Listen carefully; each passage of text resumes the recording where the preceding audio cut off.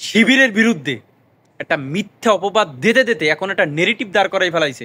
শিবির মানে গুপ্ত রাজনীতি করে। অথচ বাংলাদেশের কোনো ছাত্র সংগঠন শিবিরের মতো এত প্রোগ্রাম 5ই আগস্টের পরে করে নেই। শিবির যতগুলো প্রোগ্রাম অনুষ্ঠান পরিচালনা করছে, বাংলাদেশের কোনো সংগঠন এখন পর্যন্ত তার ধারে কাছেও নাই। অথচ তারপরেও বলে শিবির নাকি গুপ্ত রাজনীতি করে। আরে ভাই, এখন বিষয়টা হলো কি, শিবির চাঁদাবাজি করে না, শিবির অনিয়ম করে না, শিবির ধান্দাবাজি করে না, শিবির মারপিট করে না।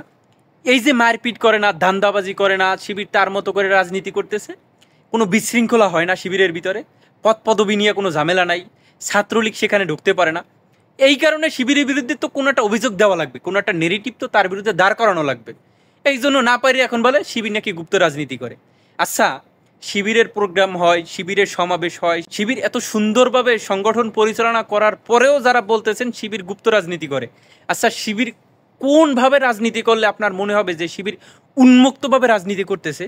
শিবির এখন প্রকাশ্যে আসছে, শিবিরের নেতারা প্রকাশ্যে। এখন ভাই শিবিরের ঘরে ঘরে নেতা নাই, শিবিরের ঘরে ঘরে কর্মী আছে, শিবিরে তো ঘরে ঘরে নেতা নাই।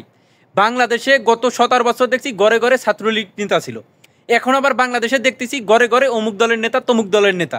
এখন শিবিরের তো সেইটা নাই।